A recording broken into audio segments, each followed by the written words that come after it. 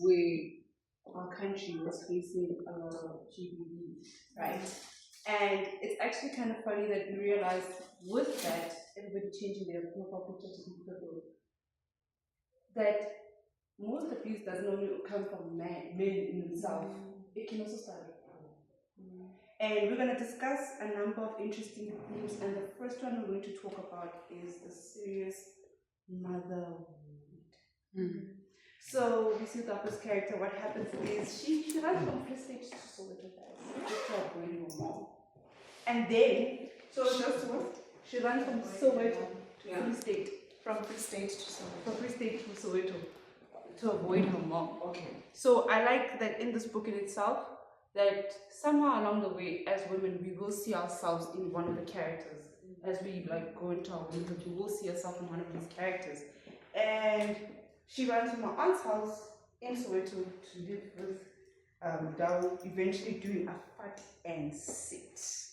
So I want to just, to avoid her mom, I just want to go into that, right? We're going to talk about her. So when writing about the mother's wound, can I ask, did you personally ever experience that? Or was it a story from somebody else? Did you learn the story, Yana? It's not a Miboni story, is not my personal story. But from Bantu knots to fabrics, I did want to talk about mother-daughter dynamics because of my own relationship with my mom. I think most women, we have very complex relationships with our mothers, and I'm still trying to understand that relationship. But I'm only starting to understand my mother as a woman, as a grown woman in my 30s. I don't quite get her as a teenager, obviously. In my 20s, we really didn't get each other. And it's also because we're so different. My mom is very conservative. I'm a creative child, very independent. I like being out, I'm a people's person, and I was raised in a very strict religious household. So we clashed in certain things. She doesn't understand me, and I didn't get her. But also it's a thing about, I'm realizing that in some ways, the very thing that you reject, you become. We turn into our mothers. But it is also taking the good and the bad, but also evaluating constantly of what are the good parts and what are the bad parts. What parts do you need to heal and recover from? But Miponi's story with her mother, it's not quite like Bantu knots, but I was trying to really take it there. Because sometimes I've heard people say, yeah, your parents, they're doing the best that they can and whatever, but sometimes parents are toxic. Yes. So I was looking at a very toxic relationship. Yeah. That up a lot.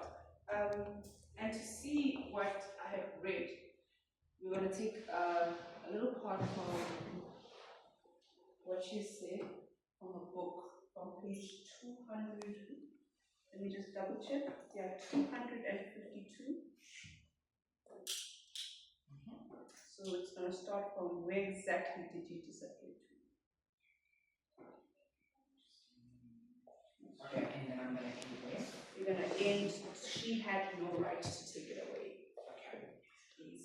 Where exactly did you disappear off to after the pool? Rosemary asked her cousin. Wiponi giggled, munching on her fruit. Rosemary eyed her suspiciously. Did you leave with Shumani? I saw the two of you talking. Well, but you got late last night, didn't you? Gal interrogated. Wiponi laughed, loudly this time. Whatever. God works in mysterious ways. It was Bamchi who got me and Rabi together, and it was Bamchi's death that separated us. I know it sounds bad, but I had Bamchi. But had Bamchi not died, I'd still be stuck. I'm not gonna say that phrase as we speak.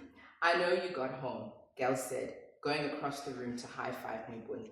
Munati fela, Mwibuni blushed. Shumani's not good for you, Poppy. You're just another girl on his long list of girls that he's sleeping with. He's going to hurt you. He's done it to my friends, played with them and dumped them. All of this went on inside Rosemary's head, but it was realizing that she'd never heard Moiponi's full laughter that gave her pause. Moiponi had always worked hard to suppress her laugh, concealing it as if joy was a sin. Rosemary couldn't take this moment away from her. Even if she believed that Moiponi's pleasure would be short-lived and leave her bruised, she had no right to take it away. There we go. Oh, mine is sorry. All right. The other theme. Thank you for that. Thank you. I like how she was also very Honest. and also the advisory. I'm not gonna say that. And I was just like, okay. So another theme you touch on. I feel like you touched on a lot of South African themes here, Yeah. and I was close to home. Hey. It's the girl story, but not just a girl story. It really is also about the men in their lives. Yeah. That's the word, the men. Here it comes. Now, many families in South Africa have turned into crime and HGBV, right? People are fed up with crime in South Africa, and in Soweto they decide they decide to deal with hijackers their own way, right? One of the characters, I'm not gonna tell you who